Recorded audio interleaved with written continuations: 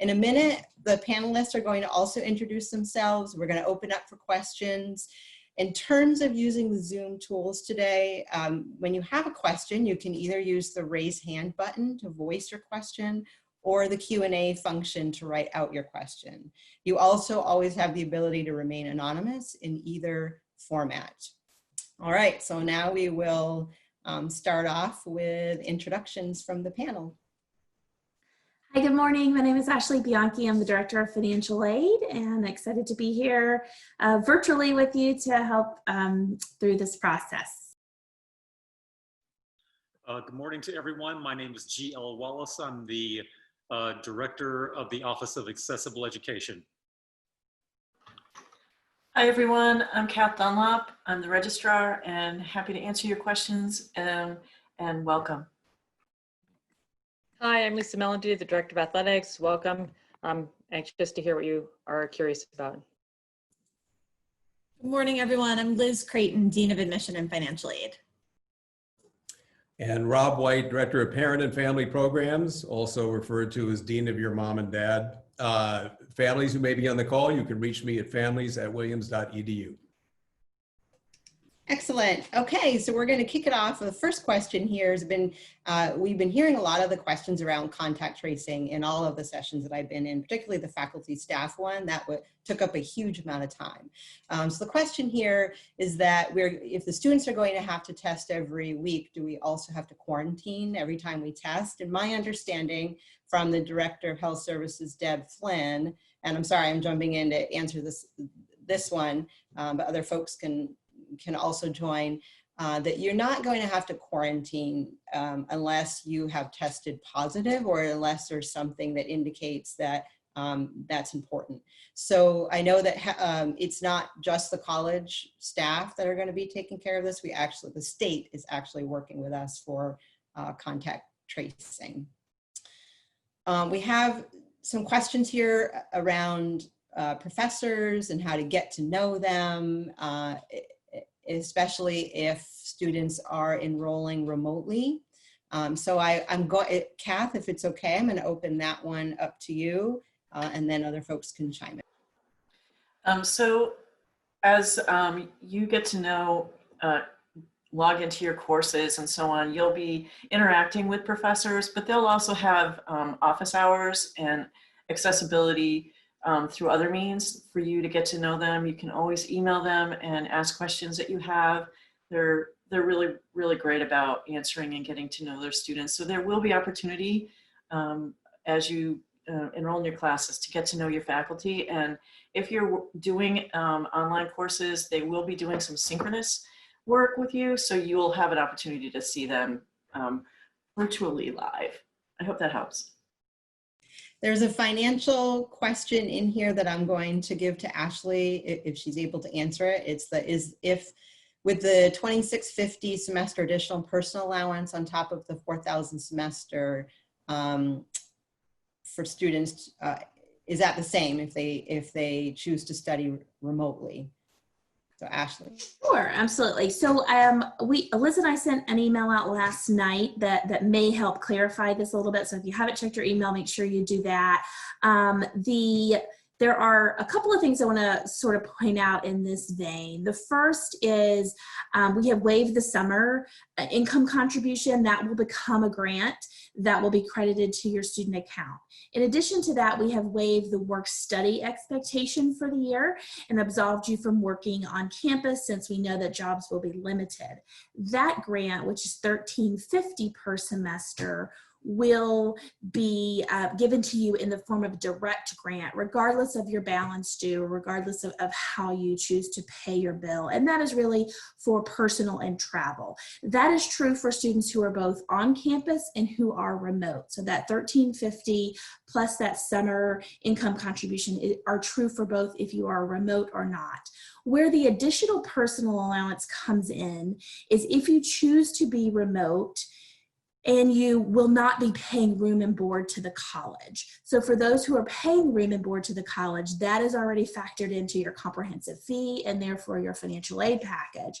But if you choose to be remote, your comprehensive fee will only include tuition. So the difference between $4,000 and $1,350 for math majors out there is $2,650, and that is the additional personal allowance that we have chosen to give you as a policy so that you can help pay for things like food, internet, and all of the other things that you might have expenses for while you're studying remote that would typically be provided as part of your campus experience. So the $4,000 includes both the $1,350 personal allowance that every student will get. In addition to that is the $2,650, I think that's right, $2,650 that will be for students only studying remotely. Hopefully that helps. Great, thank you. We have a question here regarding being off cycle and if you're still going to be able to join reunion with your original class here. I think that's a great question, and you're reminding me that we need to make sure to have a lot of this information updated because, sorry, Kath is, go ahead, Kath. So students can choose their reunion year always. So that's always been the case and it still is. Can I add just one more thing, Rachel? Yes. I know we've got a lot of questions about this in other town halls. If you take a leave at some point and therefore end up a semester off cycle, a lot of students have asked about whether they can participate in senior week activities and walk with the class with which they originally affiliated. And the answer is you are able to participate in all of those senior week activities. The one thing that you cannot do is officially walk at commencement before you've completed your graduation requirements, but you would be able to otherwise participate alongside your friends in your original class year in everything leading up to graduation. Thank you. We have a question here about taking time off. If you take time off, can your health insurance be used for that time off? So does someone want to answer that, or do you want me to take that one? Yeah, I can hop in there. So for students who were enrolled last year in the 2019-2020 health insurance plan, if you decide to take time away for a personal leave, you can continue your health insurance, and the expense for that would be charged to your family. For students who stay enrolled this year, and all students have the ability to enroll in the student health insurance plan, and for students who are financial aid recipients on campus, if you remain enrolled, the cost of your health insurance grant will be covered by additional, the cost of your health insurance plan will be covered by additional grant from the college. Thanks. The next question, will the Career Center be available to help students figure out what to do with their time away? If they're, we're looking at what can they do? And the answer is just very briefly, yes. And they already have a bunch of information up on their website, and they've been meeting with students. They will continue to do that. And they help students when they're on leaves as well. If you, Kath, this one I think is for you. If you take a fall semester off, can you do winter study as your last term in your final year? Yes, if you have a winter study that you need to take and your last semester is a fall term, you definitely can stay for the final winter study. Yeah. And Kath, again, will there be tutorials conducted this semester remotely? If so, how will those look? There will be, and typically professors work with the students in the group to come up with time that they meet, and so that will still be the case. Thanks. So we have another question, and this has come up in other spaces about traveling. So there's a New York mandatory, there's a quarantine period for travelers coming from California and places like Florida. So we want to know, what are the plans for people who have to travel to Williams through the Albany airport? I know that there's been some updates on the travel piece, but we'd love to hear from the panel who might want to take this one. No one wants to take it. Yeah, I was going to say, I don't know that any of us are experts on the travel front, but when students are traveling to campus, one of the first things they're going to have to do is obviously get tested and quarantine upon arrival. So I don't think you'll be subjected to the 14-day quarantine policy simply by way of flying through New York. But all of the testing and quarantine policies that will be in place for student safety when they first arrive on campus will apply. Thank you.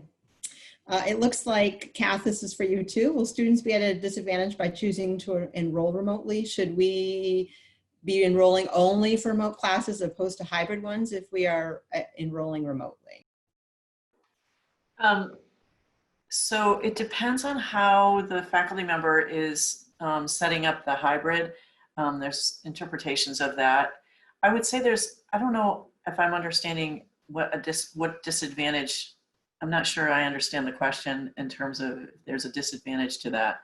I think that the faculty who are doing hybrid are looking at doing some synchronous and asynchronous things.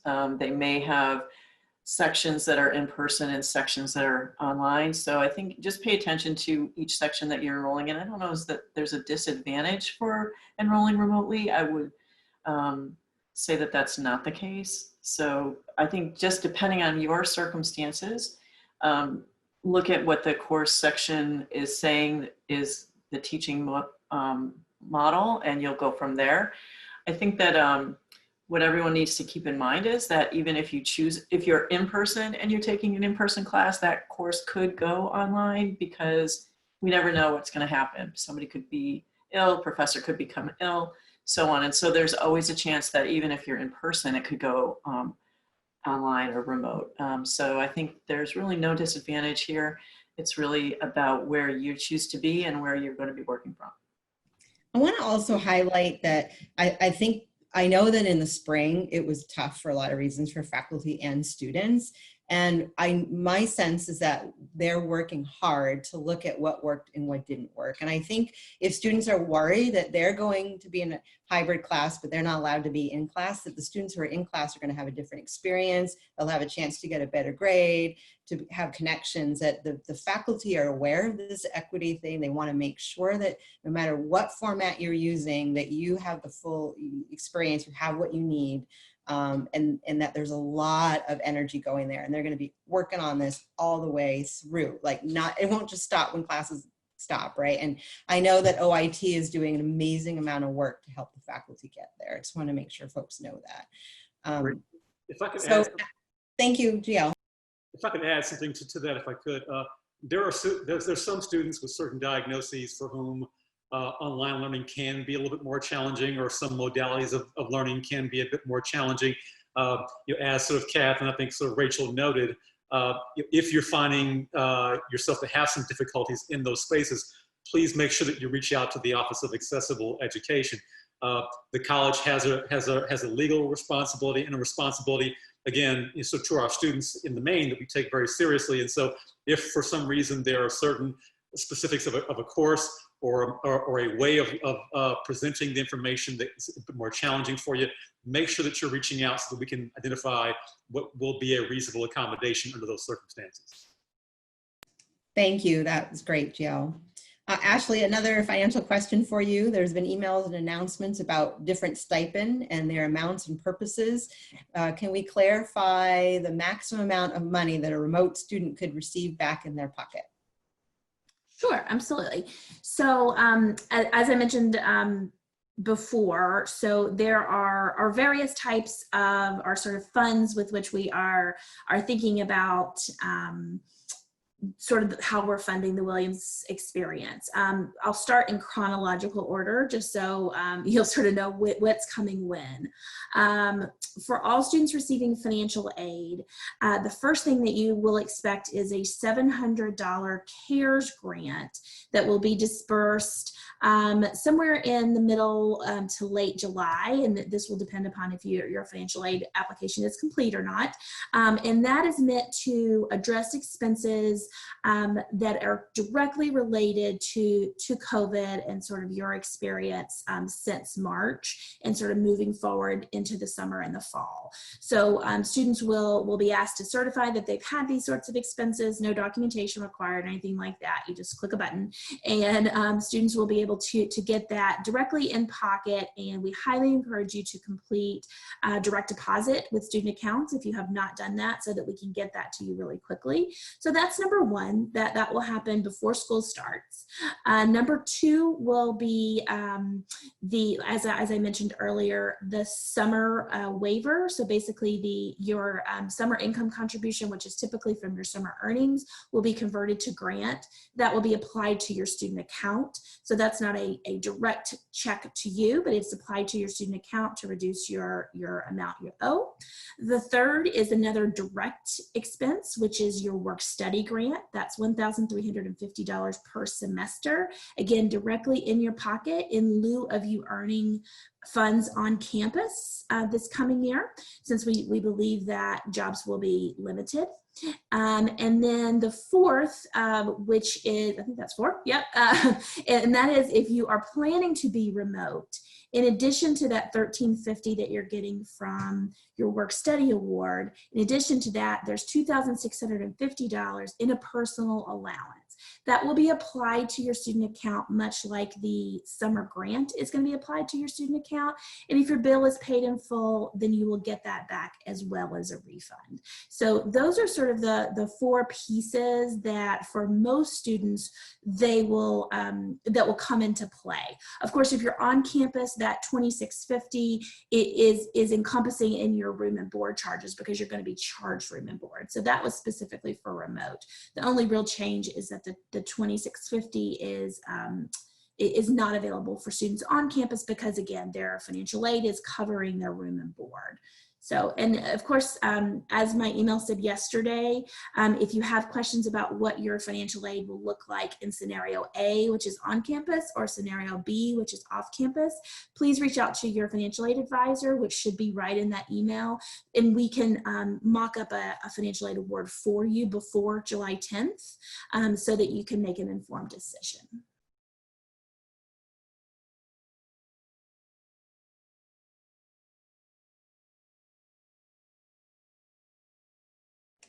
There's a number of questions in here about housing and pods. So I'm going to go ahead and try to give a little bit of information, because I've been talking a little bit with Doug Shiaz about that. And I want to let everyone know that even though the main FAQ site might not have all of the details for these answers, the Office for Student Life's website, Campus Life, actually has been updated. So there's more answers to that. I know that students are hoping to get a lot of detail.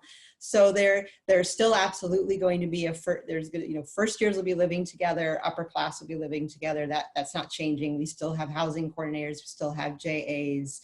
And Doug did put in there, and his team put in there some more information about the pods and what they look like.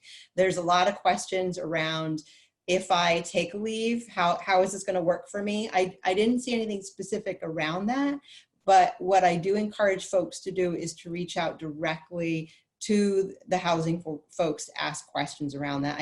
My sense is that there will be a process for that, because we all want people to be on campus and to be safe. So everything I'm hearing is that we want students to be living with the people that they feel most comfortable with. So if students are worried that someone, I'm going to be matched with someone randomly, could that happen? We can't promise, depending on the pieces, but we're trying really hard to get people who feel comfortable together to live together. And I know that's still being worked out, but there's a lot of good information in there. And there's a lot of pieces that say coming soon, which means they're working on it. And in terms of storage, they don't have the actual details of the process, but they are, there's information in there that says there will be storage. So if you're taking leave and you put your stuff in storage, there'll be a process to get it back or to have it put there. If you're coming back, there's a process for you to get it back into housing. So, it will be there. And I know that housing folks have continuously said students should prepare not to bring as much to campus in the fall as you normally would, and just keeping that in mind. So I just want to make sure to hit all of those questions. And then just real briefly, I know that I've been talking to, a question in here, I've been talking to a lot of students about that there's, Dean Sandstrom did note, and it does say in the letter, that if anyone takes a leave, there's no guarantee that you would be able to come back. However, that's always in there. We always know that. What I'm hearing consistently is that we all want, just like the announcement here, other campuses said that not everyone can come back. We're committed to having all students back who want to come back. Same thing for anyone who takes a leave. We're committed to doing that in the future, but we don't know what's going to happen. The only way that we will not be able to bring everyone back from a leave is if something even more extraordinary happens that we maybe can't even imagine at this point. But we're working hard to make sure everyone can do that in an appropriate way. Rachel, can I just chime in one more thing there? I'm just going to quote Dean Sandstrom, who answered this question last night on a family town hall.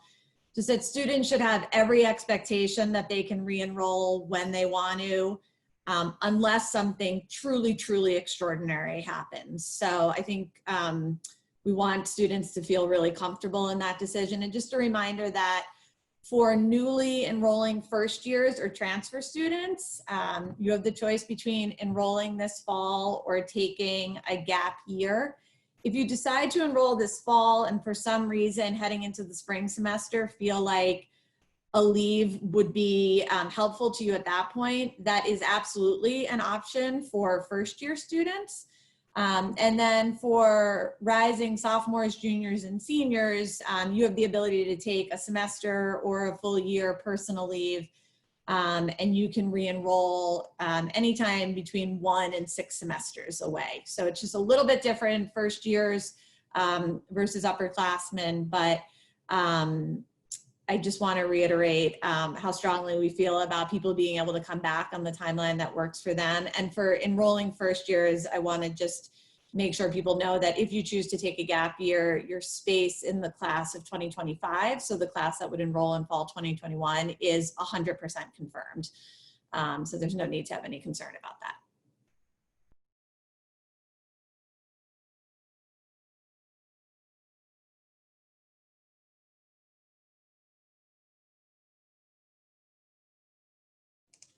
I think this question is for Kath. If you take off the semester, would it be at all possible to make up that time? Meaning, could one take additional courses? So in order to take courses and count the semester as a semester in residence, you would need to be on an educational leave, an approved educational leave through the Office of International and Study Away. So I would say if you're interested in doing that, you should contact Tina Stoichu in the Office of International Education and Study Away.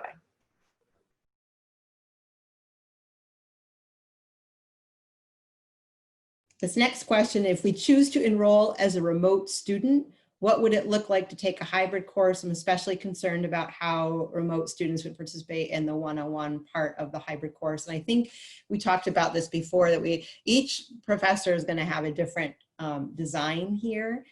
So it really will depend. I encourage folks, if you haven't already, to go look at what is already out there and to reach out to faculty directly to ask. That's what they want. They want to be able to give you as much information as possible as you're making your decision. So if you're confused, some classes will be really easy to understand. Others, some of those classes that normally have labs might be harder.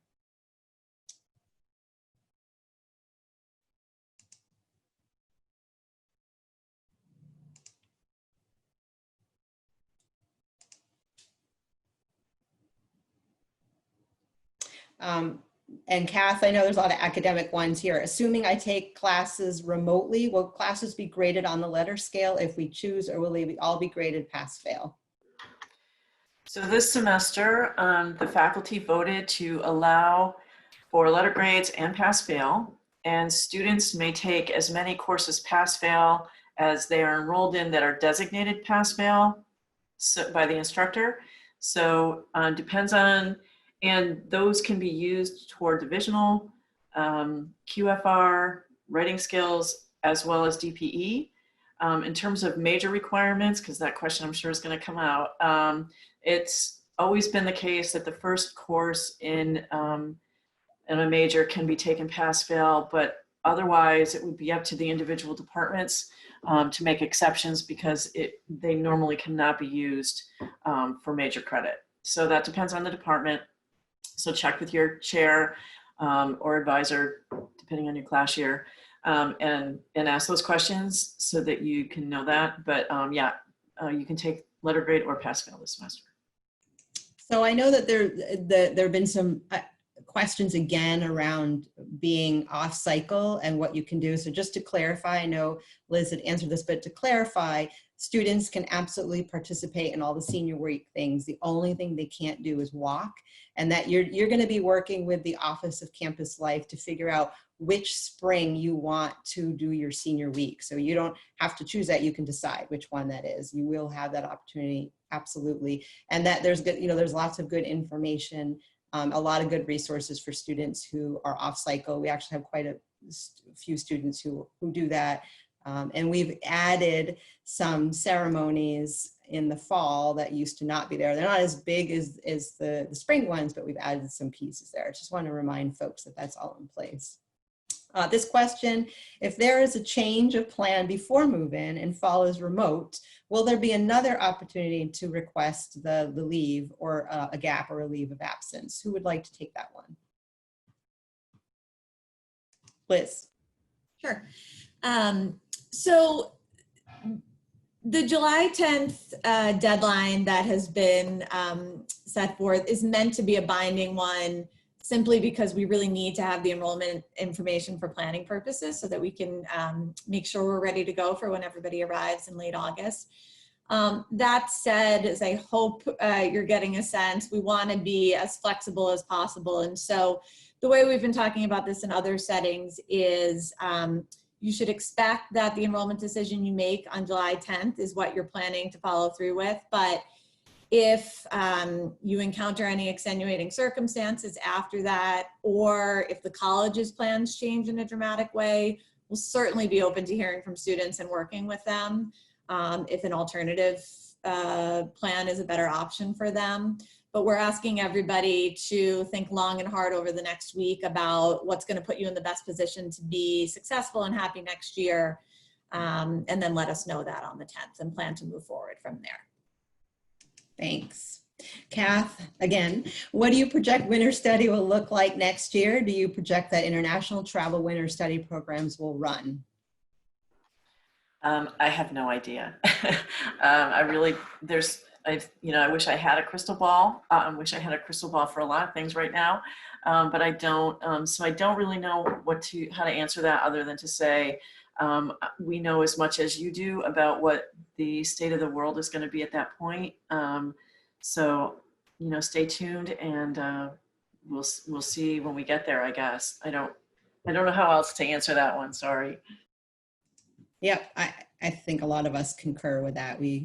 As soon as we get the information, we'll let folks know, but everything's going to be moving. There's a question here about clubs like music ensembles, jazz ensembles. Is that still going to happen? Are we going to be able to rehearse in person? Is there anyone that wants to take that one? Lisa. I'll answer that in my role. I've been served on the fall opening subcommittee, head of the student experience committee. So we talked a lot about what might happen with student activities. So I'm answering that in that capacity. So student groups that are student-led will be asked to submit plans about what they would do if they want to meet in person. Student groups that can meet remotely should continue to do so. I realize this is more about music groups. So again, we would need a plan, an advisor that's signing off on that plan and participating. I will let you know that the music department is working very hard to figure out how to continue music education and group singing and group instrumental ensembles in a safe way. So they're really going to be the best people to contact about how they're going to do that. But again, everyone's working creatively. The faculty is very on it because obviously they know how important that is to you, and we're trying to figure that out, how to do that. So there's a question here about labs like psych labs, how are they going to work? Will we still have labs? Kath, I don't know if you have some or other folks. I have some idea of that, but I don't know if anyone else can answer it more fully. I do know that it depends on the department again, how they're going to be managing labs this semester. So I would say check with your department. We're just in the beginning process of having the schedule come into my office to see what departments are doing. So I don't have a clear answer for that. So I would say if you're in a particular department and that is a question you have, I would definitely reach out to the faculty to ask the question on that. I know there's a lot of creative thinking here. When I was on a call with the deans at the NESCAC schools, someone had mentioned that one of their faculty members would be sending equipment to the students, right? I don't know if we will wind up doing that, but they'll send them microscopes. They might be able to do something from home. So we might wind up seeing some really interesting and creative things happening. We just don't know yet what that looks like. And a lot of faculty are very motivated and encouraged and have done this before, but it really will depend. The next question here is, and again, around winter study. So if we know that there's no winter study this year, but what will the class of 2024 still be required to take one on, and I guess another campus winter study? Like, how does that work if we're missing one? So no, we're not offering winter study this year. So anyone who is attending this year, so anyone who is here for fall and spring semester will not be required to have 4 winter studies for their degree. They'll only be required to take 3. So no, you won't be required to take that off campus. And we have a question here about what the freshman entry experience will look like and how will they be able to meet other students with all the distancing requirements. I know that I've been talking a lot with Dean Chris Sewell, who's in charge of that. I know Liz has, and Lisa, a lot of us who do the student engagement stuff. So there is a tremendous amount of work on the back end figuring that out with the JAs, the JAB, and the housing coordinators. And we're thinking really strategically about how we'll make sure to get folks in to those cohorts appropriately. But there's going to be a lot. It's going to be different, right? It's going to be really, really different. But there's a lot of thought going in there. Anyone else have anything to add to that? Liz? Yeah, I just actually wanted to add something that either Maud or Dean Samstrom mentioned last night. If you're anything like me, I have enjoyed my time with my immediate family pod over these last few months, but I look forward to interacting with other groups of people in the future. And, I think we're keeping the same thing in mind. While you'll be assigned to a pod that will be your sort of immediate community, that pod will still have the opportunity to interact with other students. We'll just need to do it in safe, appropriate ways, wearing masks and using social distancing guidelines. So I think like many of you, I was sort of in this mindset that our entire existence would be just with this core group in our pod. And certainly that will be kind of the group with which you can be most comfortable when you're on campus, but there will be lots of opportunities to engage broadly around campus so long as we're doing it in safe ways. Yes, thank you so much. In terms of taking a leave, when you fill out that form, there's a question here about, do you have to identify how long? We do want to see that. So when you click on that, it's going to ask you for that. But please know the more important thing for the July 10th is what are you doing in the fall. So if you decide you want to come back in the spring and that changes, don't worry about that. That's something where you're going to have that opportunity. There's going to be more deadlines, of course, for the spring and beyond. But it's really, we want to know your intention for the fall the most. But yes, you will be required to answer that at that time. Good question about will family members who are coming on move-in day be made to quarantine as well? Would love to hear maybe folks who've had this question asked before answer this one.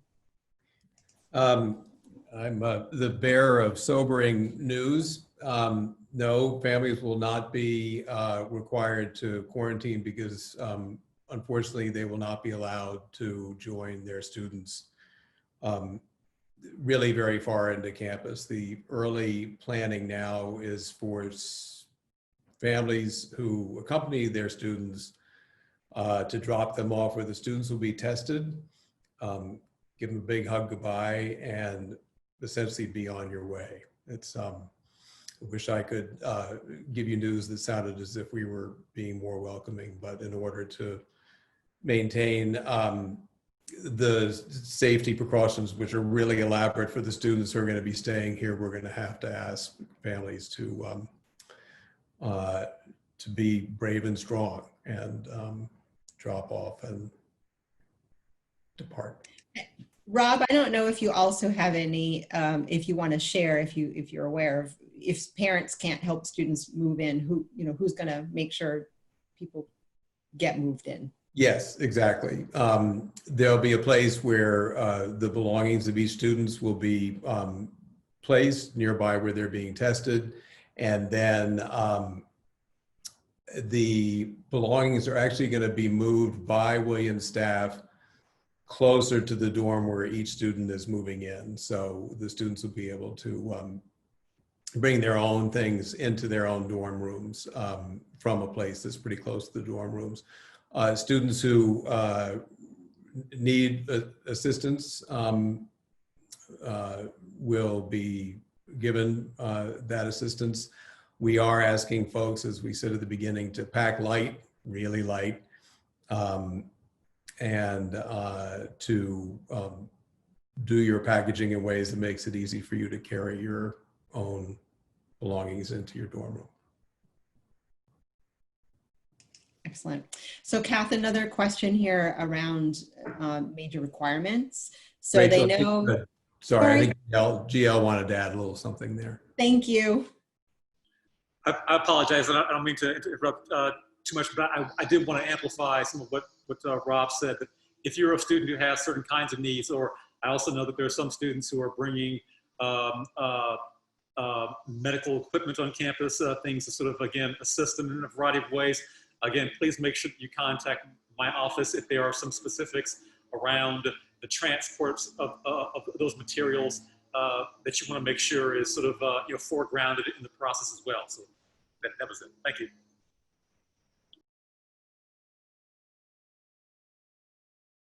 Thank you.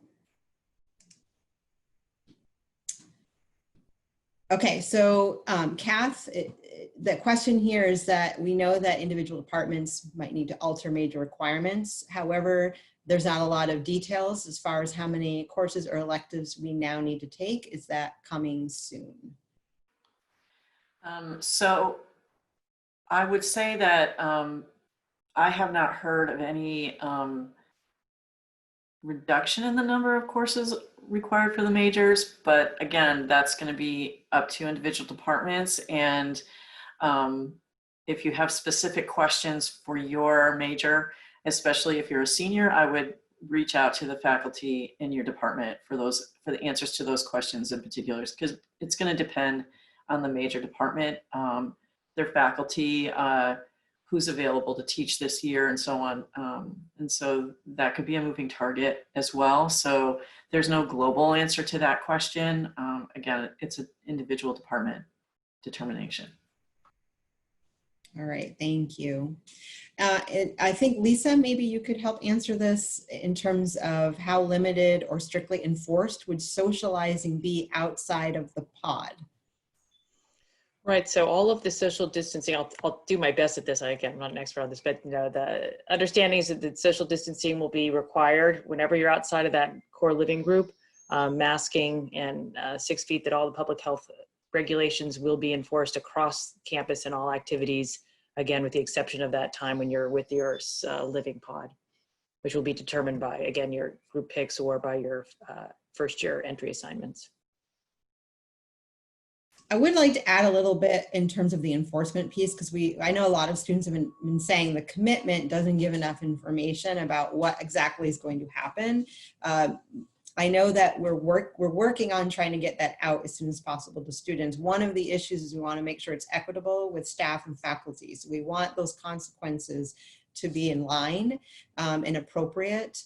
but I just need to make it very clear that, you know, there's going to be certain types of behavior that just we're not going to be able to tolerate because of those safety and health issues. So if someone's having a large party, if people are repeatedly not wearing their masks, some of those, you know, bigger things, then students either could be suspended or allowed to still work online, but they wouldn't be able to be in this community. And same with staff and faculty. If there's these errors, then there's going to have to be some pretty serious consequences. Right now, there's a rubric online that gives students a sense of what the violation behavior is and what that potential sanction could be. We're trying to get that out for the COVID-related pieces as well. But understanding context, we're an educational environment, all of those pieces are kind of going into play.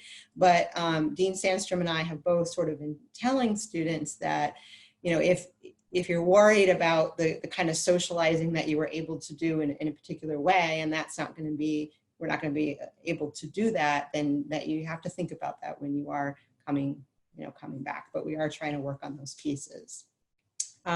Real quickly, yes, in terms of JAs living in a pod with their frosh, yes, I think the JAs and the housing coordinator system is going to be very similar. Housing has to find out more about the numbers before they're doing all those configurations, but that's the idea. So Kath, this academic question related to study away, could we study away our last semester if we choose to take time off now? So seniors wishing to study away their final semester have to petition the Committee on Academic Standing for permission to do that. Normally, we require that all other requirements are completed, including the PE requirement and so on. So you want to make sure that you're in line with all of those pieces. But I would also recommend that you reach out to Tina Stoichu in the Office of International Education and Study Way to map out the viability for that for you personally. Thank you. Who would like to take this question? The question is, how would we be able to engage with Williams on a gap year? I guess Liz. Yeah, sure, I'm happy to. So typically when students choose to take a gap year, so again, this is for first year students enrolling for the first time, once they make that decision, they are officially moved into the next class. And as such, we begin to communicate again with them sort of at the midpoint the following year as we start looking ahead to first year orientation and the various enrollment processes. So I think because we're likely to have a slightly larger number of students taking a gap year this year, and because inevitably there will be updates throughout the year that will be perhaps more of interest to students than they would be during a typical gap year experience, I think we've got a little work to do still to figure out how to make sure that even though you're not yet enrolled at the college, that you remain tethered, and that we have ways to get you the information you need, and that you can become or start to become feeling a part of the community. So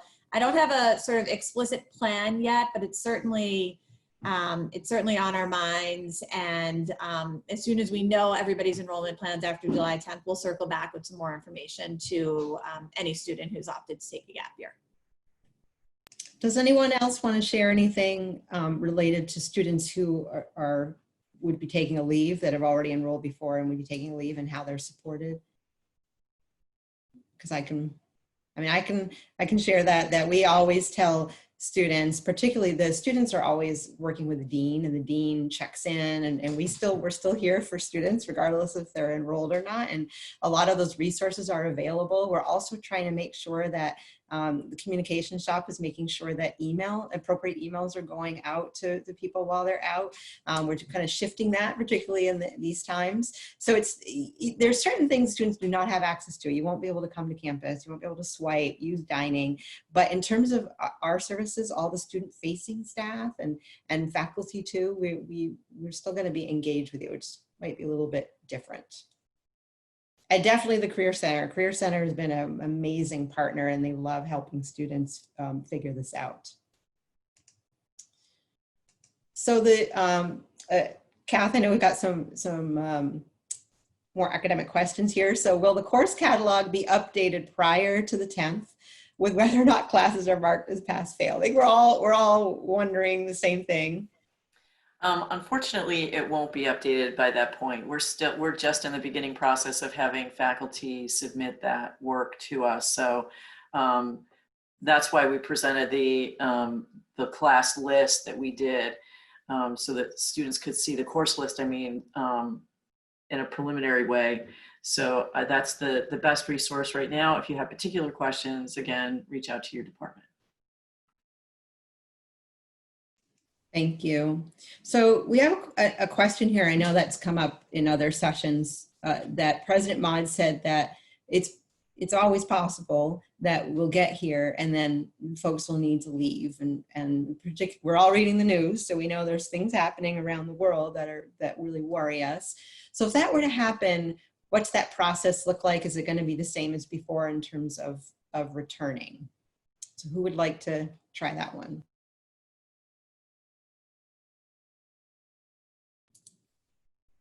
I mean, I'm happy to give it a try. So I think right now we're sort of full steam ahead planning for the plan that was laid out in Maud's email.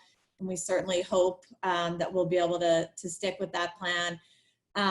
I think the good news is if, God forbid we end up in a place where we once again have to send students home, we've done it once already and we understand what worked well, what didn't work well. So we sort of have a roadmap for that in place. So I'd imagine that many of the kind of processes that we used to both help students get home safely last time would remain in place, and the things that we learned could be improved and streamlined. We've taken careful notes about that, and we'll make sure that those are implemented. So right now we're really focused on making late August happen for all students, whether that's on campus or remotely.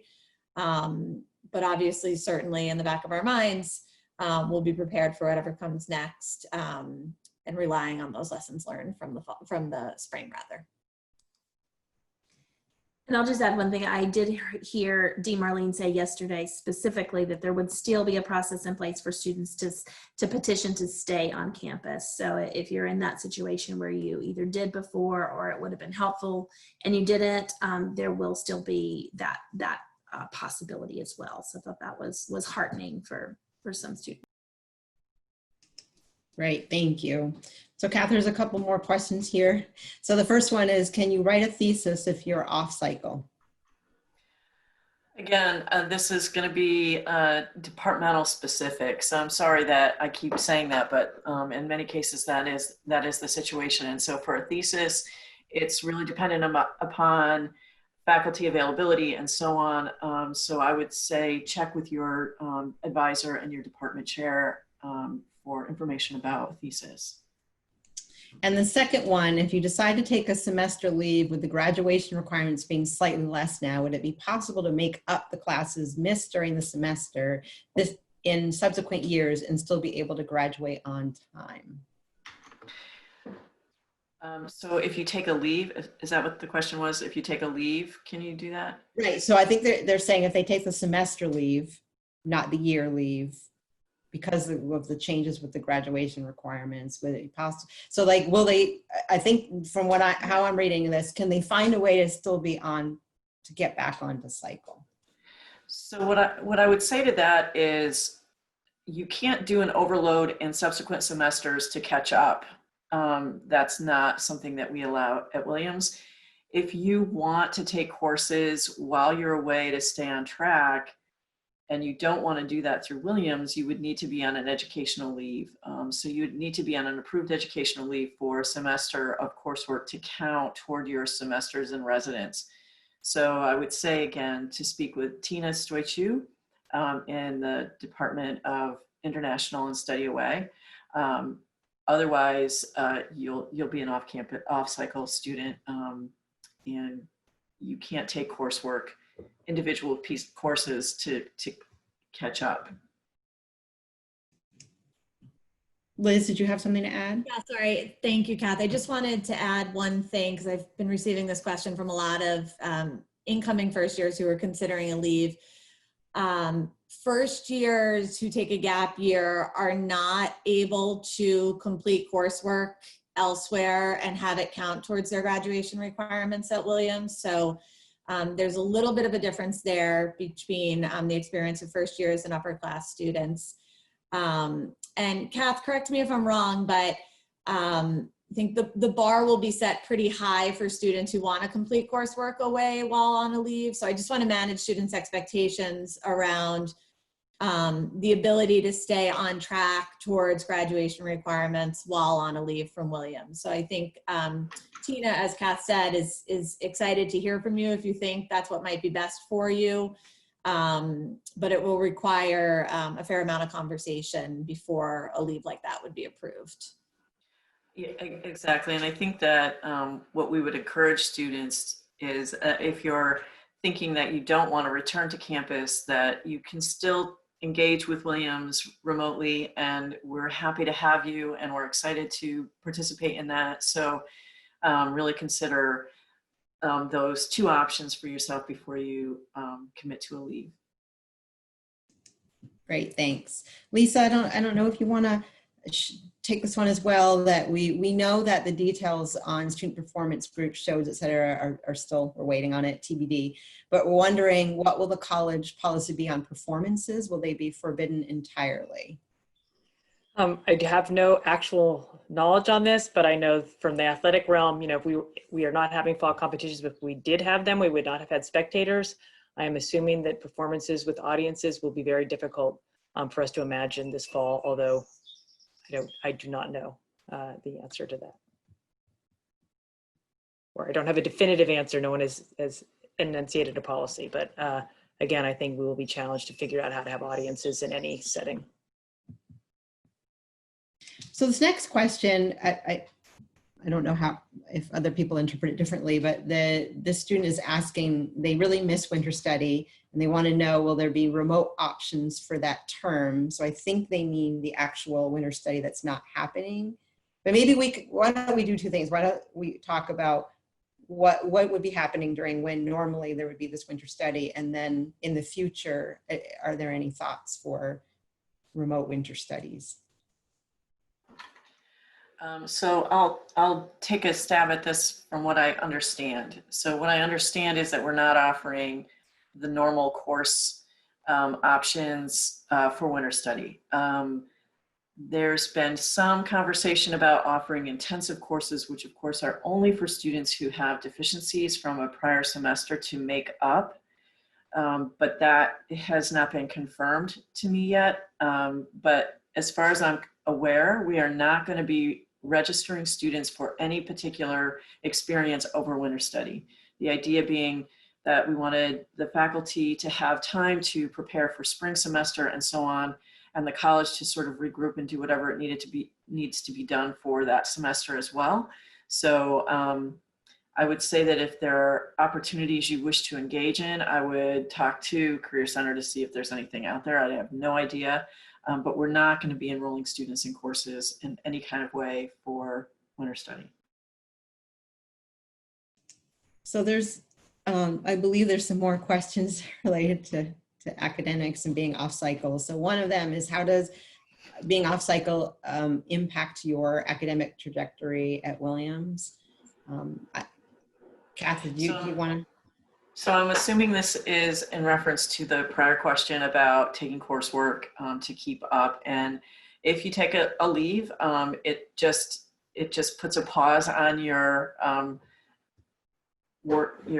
trajectory toward completing your degree. And so you would have a semester to make up to complete on the other end. So I guess those are decisions that you need to make as you're considering taking a leave. It does delay your graduation. When students complete, they're welcome to participate in the commencement following their completion. So there's always a commencement opportunity, whatever that might look like in the future. So I guess that's the best way to answer that question.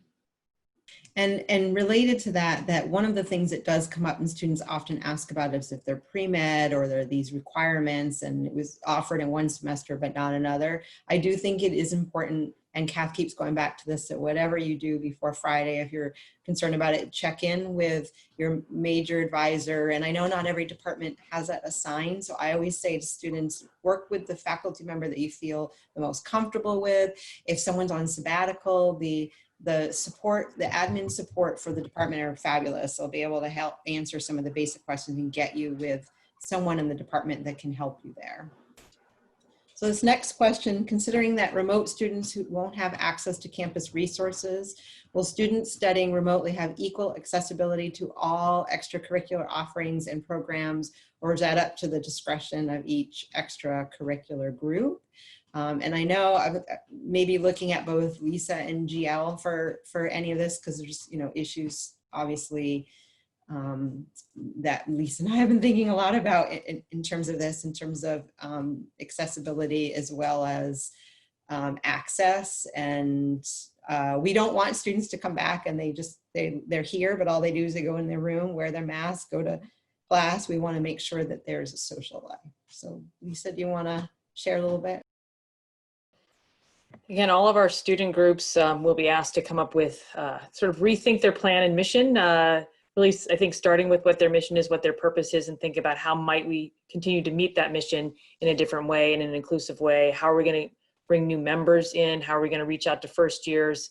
What does our traditional Purple Key Fair look like, right? And so having these different kind of drop-in Zoom hours and allow people to learn what the clubs are about, learn what the activities are, and again, to rethink about how could we continue to stay connected remotely, including with our students who are off campus, who have enrolled in the college. So there is this opportunity. One of the benefits of doing something remotely rather than in person is you can include the members of our community that are not on campus and continue to have those groups meet and be active together and again, try to meet their mission and build community, which is a large part, and continue that learning process that happens outside of the classroom.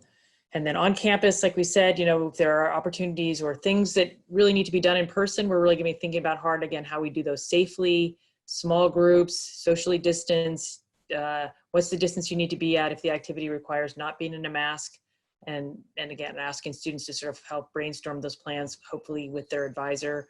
Each RSO has an advisor, each club has an advisor, and so on, so that they would be working with them to sort of sign off on that plan and help supervise the safe in-person meetings.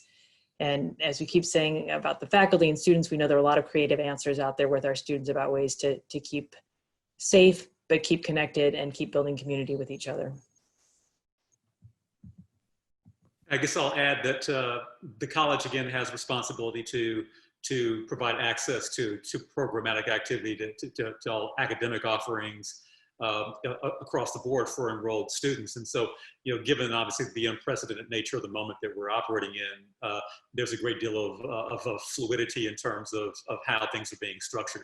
But if there is an activity or some kind of resource on campus that you feel like you're struggling to have access to, I would encourage you to reach out to my office to, again, begin the conversation about how we can devise ways to make sure that folks, again, have access to certain kinds of opportunities. And that extends, again, also to areas around, we talked before about housing also, that if there are concerns or questions you happen to have, again, there are oftentimes in this space are not sort of perfect solutions, but we can sort of come up with some reasonable options for students given some of the limitations, again, in terms of bandwidth that we sometimes have, you know, in this particular sort of space and moment as well.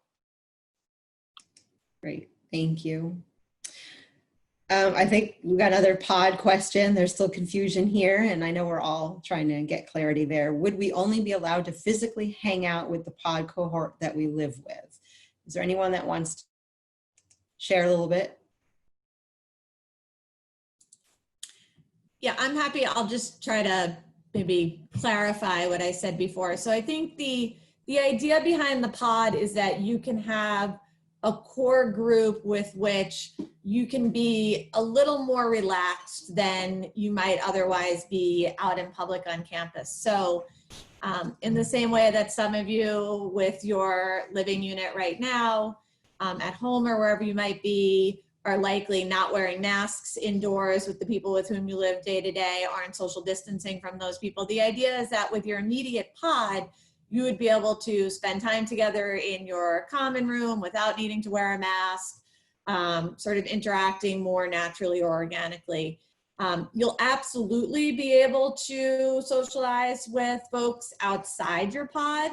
But again, with all of the sort of safety guidelines in place. So if you are spending time with people who are in another pod, the expectation will be that you'll be masked and that you'll be adhering to social distancing guidelines. So the last thing we want to do is limit any single person to just a core group of 5 or 6 peers to spend their time with, but we also just want to, I think, make sure everybody has realistic expectations about the kind of care we're going to have to show towards one another and making sure that we're being safe when we're interacting outside of our pods. Thank you. We have some more questions around academics, but just wanted to, and I know that some people are also asking when the deadline is for the spring, and I'm pretty sure we haven't announced that yet, but that will be, once it is, that'll be up there. So if a rising senior enrolls this fall and next fall, taking this spring off, can they take a winter study next year? Yeah, as I said, if you have a winter study that you need to take and your last semester is a fall term, then yes, you can stay for the following winter study following that fall term. Yes. And my guess is that for this next question related to the professors deciding that we don't have all the answers yet, but for classes listed as multi-section, have professors decided whether they plan to run their section as remote or hybrid? Is there any indication that the vast majority of the sections will be remote? Again, I think the list that we've published kind of gives you a good idea of what faculty are thinking about for their courses. If there's particular courses that you're interested in and you have that question, I would reach out to the faculty member involved in that course. I would say I don't know, I think it looks to me about half and half, but it could be. Again, we need to remember that even those people coming back for the in-person experience, we're all going to be leaving at Thanksgiving. For remote experience at end of the semester, people can have different reasons to be quarantined over the course of the semester. So even if you're in person, you may end up taking your courses remotely, even if you're on campus, for example.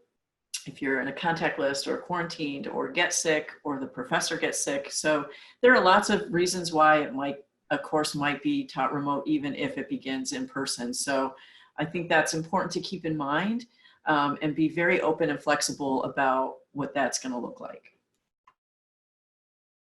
Thanks. I know that I just wanted to remind folks that there's some questions in there about storage and housing, and that to direct those directly to housing. We don't know at this point what the storage will actually be. Is it going to be temperature regulated? But definitely checking in with the Office of Student Life, Campus Life to find that out. This question here, who is going to be enforcing breaches in social distancing guidelines? It's a really good question. And Lisa's group, she led a group that kind of looked at this, but I'm working very closely with the student disciplinary system and thinking about the best ways to do this. I think all of us know that it's not going to be exactly the way it was before. So for instance, if someone's not wearing their mask, no one's going to be calling campus safety to come and make sure someone is wearing a mask. So there is going to have to be a lot of us, all of us, being good, healthy ambassadors and doing the right thing. So that there's going to be a lot on the end of education, but in terms of enforcement, the campus safety will still be responding to incidents that they need to respond to, the very serious cases, right? If there's an incident there that where there's hopefully this isn't going to happen where there's violence or property damage, that's still going to go in the same way. But in terms of people not being 6 feet apart, wearing masks, that is going to be a lot of us, all of us in the community communicating. If people are continuously violating that, then it is the dean, it's our office for, that will be adjudicating the student cases, HR for staff cases, and the dean of the faculty for those faculty cases. So there will be, we are looking at least for the student system, making sure that the student leaders, the housing coordinators, the JAs, all the folks that they're not going to be walking around writing up people or burden in that way. But certainly we want to know, we need to know if people are doing things that are unsafe so we can address it appropriately. That will be happening. Anyone else have anything to add to that? Okay. So more questions again about the pods, but this one relates to HEART. So I was thinking maybe GL can help with this. If you were part of a PIC group with someone from HEART of 4 people, can the PIC group be altered to make it 6 to become a family pod? That will be dependent on a number of different variables here. Obviously, we're still sort of trying to assess numbers of students who will be here and what kinds of configurations may be possible for a variety of students. But I would encourage you, though, to initiate the HEART process. If you go to the campus website and put in housing appeals, it'll take you to the site where you can get access to that particular, to the appropriate forms, and indicate, again, what your rationale is for an adjustment to your current circumstances. And so there are a number of students for a variety of reasons who may have certain health conditions or other variables that sort of come into play. And so that's the process by which, though, we will be able to sort some of those kinds of things out. And so if you have a concern, if you have a request of that nature, I would encourage you to use that process so that we can vet that question and ultimately make a decision that hopefully is the best for you and the folks that you want to be able to cohabitate with during the fall semester. So I'd like the panelists to answer this question, and maybe it's been different people have different thoughts here, but what do all of you feel are the most important factors to consider in deciding to enroll or not?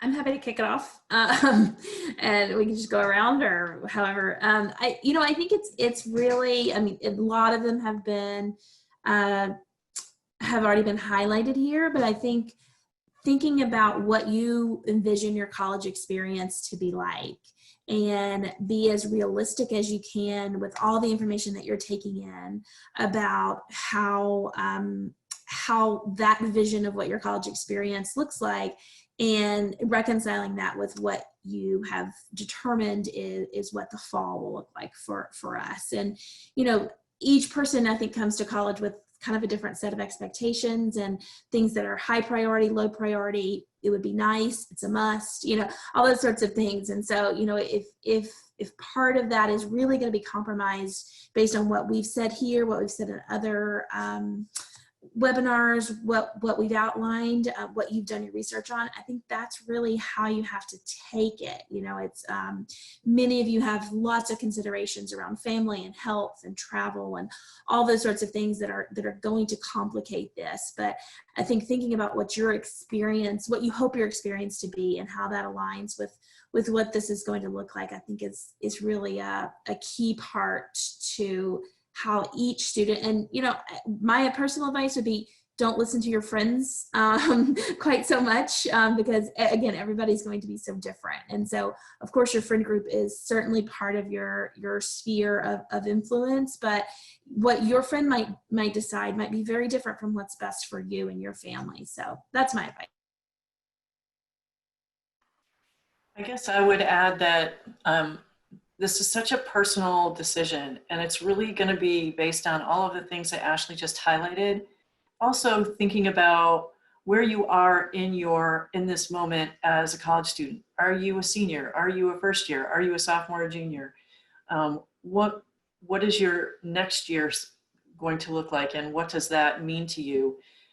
Does delaying the start to next year make sense for you?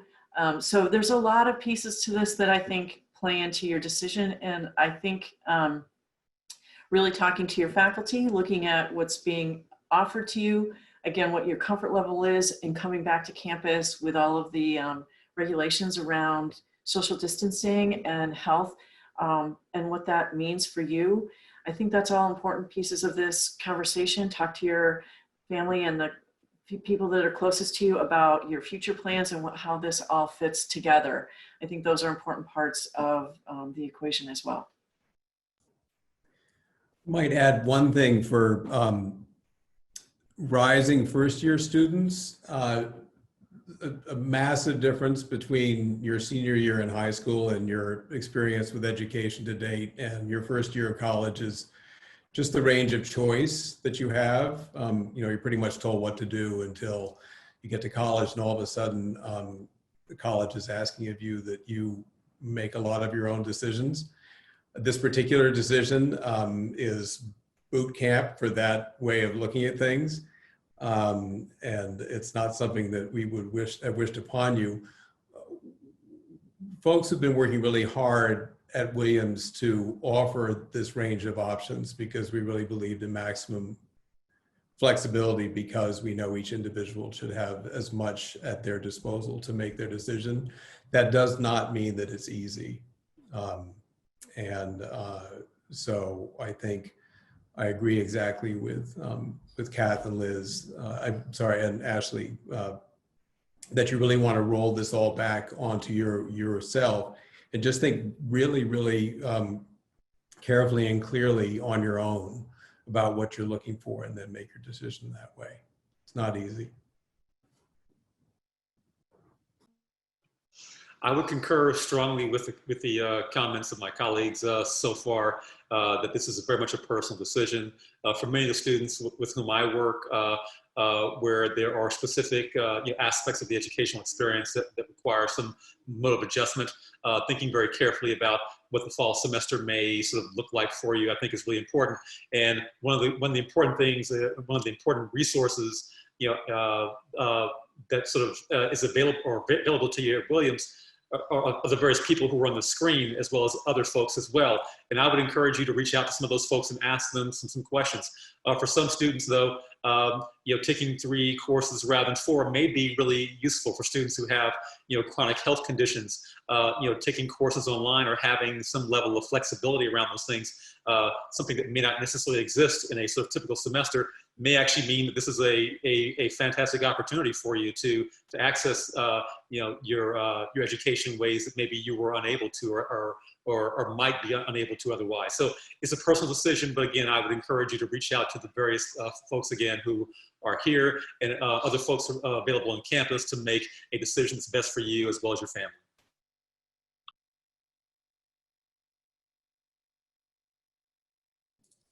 I know there are tons more questions that students have. So if this version of Zoom gave me the chance to do the virtual thumbs up, I would. So I'll just co-sign on everything everybody else said, and happy to look at the remaining 50 or so questions. So this question is, will students still be able to do research with professors, which I believe is different from the actual classes. So Kath is nodding yes. And they're actually doing it now. A lot of students have been doing research over the summer, so that's not going to change. If the spring semester ends up getting compromised, will freshmen be allowed to consider coming into school or potentially taking a gap semester? I think it's a good question. I want to make sure everyone knows that we always have students who, once they come to campus, things in their life change.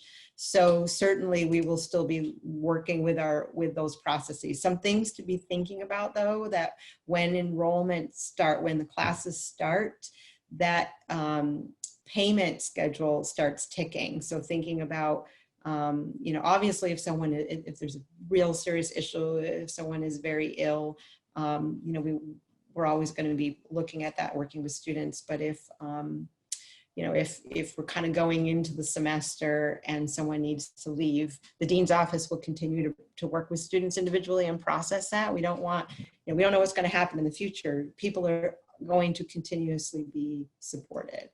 And Liz and Ashley, I don't know if you had, Liz?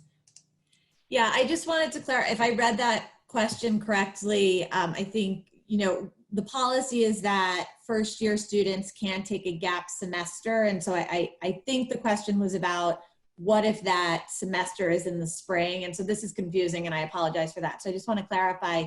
So first year students have to enroll in the fall, so they can take a gap semester in the fall and then enroll in the spring.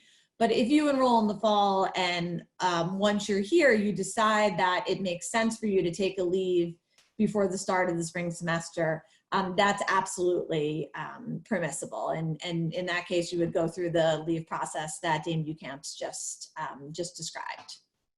Thanks, Liz, for that clarification. That's good.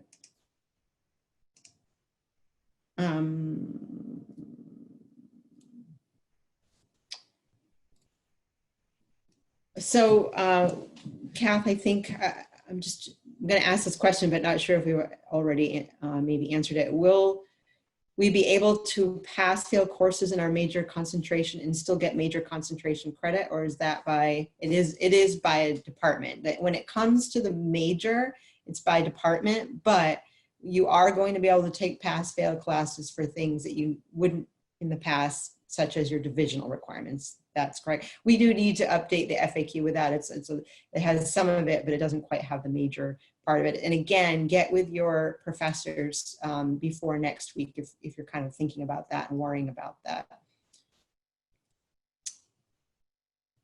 So this question I have heard asked in other sessions as well. Can there be any scenario that you could foresee that would cause Williams to change their mind and not allow students to attend in person in the fall? So I know that has come up in all the sessions I've been at. If someone would like to answer, maybe repeat what Maud had said or Dean Sandstrom had said. Yeah, go ahead, Rob, sorry. I think we probably would say the same thing, is that we're all living in a pandemic world, and all sorts of things can change. Things will change at the level of detail between now and when students arrive back on campus or begin their work remotely, just because Massachusetts guidelines and the CDC will change as well. All of this is unforeseen territory, and it's definitely a possibility among so many possibilities. I know, Liz, if you want to add to that.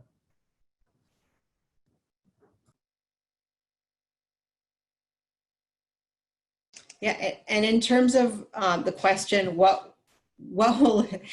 will we be more back to normal? What will it take for us to be there? Is it going to be a vaccine? And I think a lot of us don't know, but yes, my guess is it's going to have to be much more. And we're all taking the same guidance from the state and from the country and from all the medical health professionals who are helping guide us.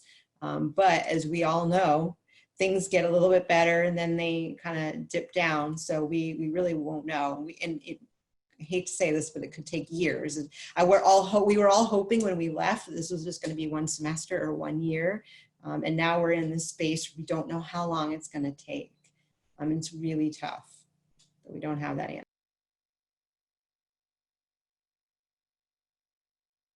So there's a question here about how classes are going to look like after Thanksgiving break.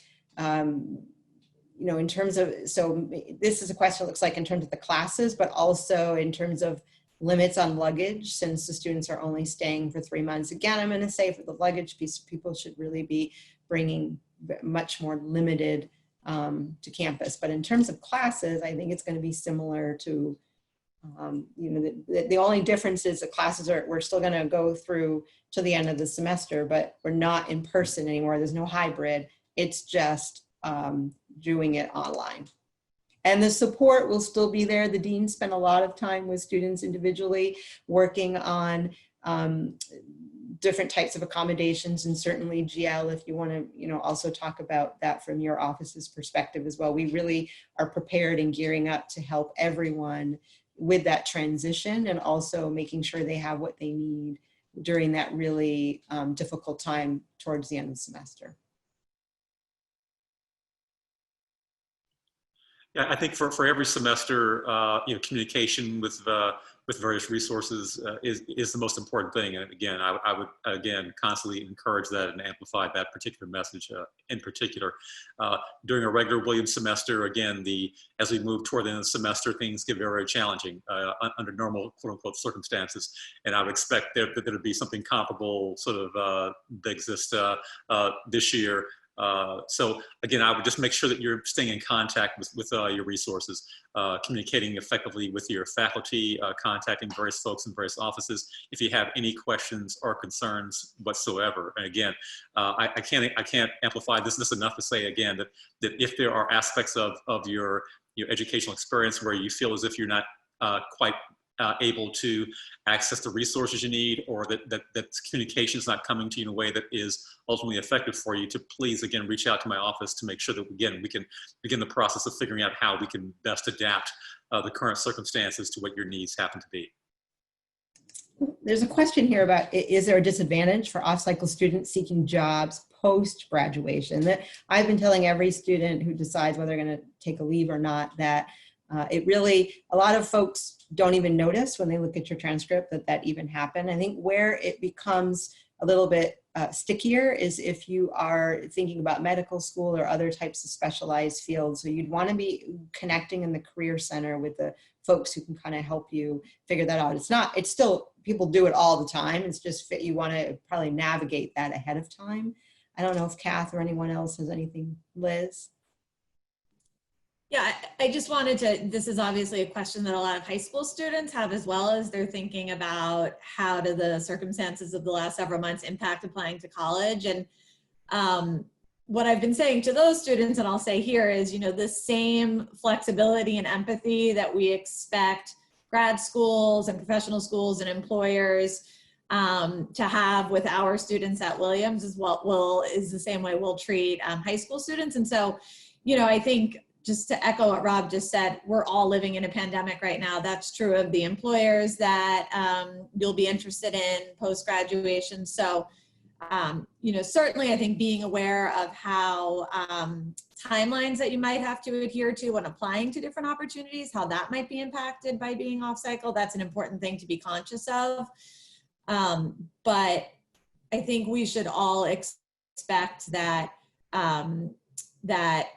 everybody is going to be sort of functioning in a different world, responding to people who've had lots of different dynamics over the last several months and likely over the next year. So I'm really confident that employers and graduate programs will be highly flexible in working with our students. So there's a question here about the travel policy for the fall. So if we stay on campus, are we allowed to leave for a weekend? Will there be a trip approval process, quarantining afterward? I know that Dean Sandstrom and other folks have said that it's okay to be in the Berkshires, right? So people can be moving there.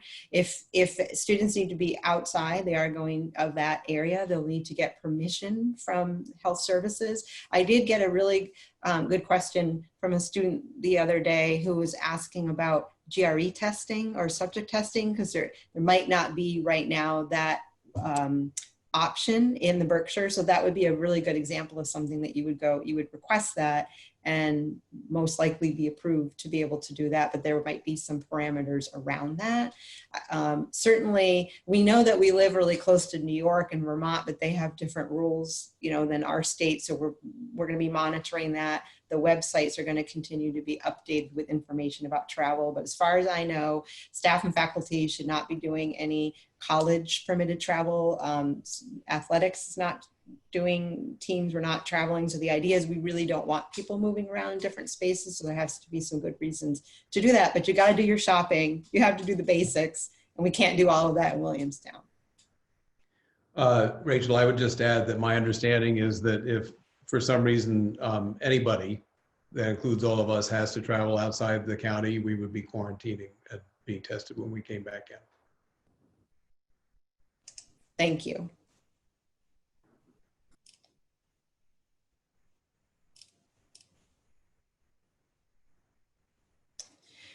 So there's can a student take a fall semester leave from Williams yet take a course at a local home college to fulfill a division prerequisite, et cetera, and not jeopardize their leave status. And if a fall athlete, even though taking a local class, still maintain their extra semester of eligibility. So I know for the first one, I know Kath had said this before, and students have a lot of questions. When you're on a leave, you won't be able to do anything for credit. If you'd like to do something for credit, you would need to talk with Tina to figure out, do you want to do a study away program, which could be in the US. You don't have to do your study away outside of the US. And then Lisa for the athletic question. Right, so you're sort of tracking on two pieces of eligibility for competing at Williams College. So every Division III athlete has 10 semesters in which to get 4 seasons of competition. So since fall sports are not playing, not competing, you would not use and this goes for the entire year. If you don't compete as an individual, even if your team competed, but if you don't compete, you don't use a season of eligibility. In order to compete your seasons at Williams, you need to maintain your 8 semesters at Williams. If you're in order to compete. So again, you just have to make sure you have both time at Williams and athletic eligibility left. Your athletic eligibility should be fine. But again, if you take another semester at a different institution or away, that will count towards your clock. If you're just taking, and someone can jump in and correct me if I'm wrong, if you're taking classes because you want to do that while you're away to stay connected and stay intellectually engaged and be purposeful, but it's not part of your Williams clock academic progression, that wouldn't impact your eligibility to have your 8 full semesters at Williams. Now, the part about whether it's a prerequisite or can, I do not have answers to those, but maybe Kath does. So you cannot take classes for credit toward your degree unless it's to make up a deficiency from a prior term. You can't take courses now to cover a leave for the fall.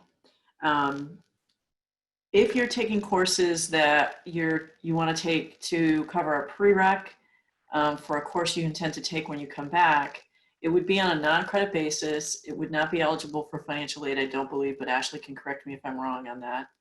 And so it would be at your own expense, and it would be not count towards your degree. It could be used to cover a prereq for sure. Again, I would check with a department before you go forward with that, and you would also want to get approval through my office. You can use the off-campus approval form for that purpose. But again, check with the department before you pursue that, because if it's not going to count toward the prerequisite, there's no point in taking the course. Great.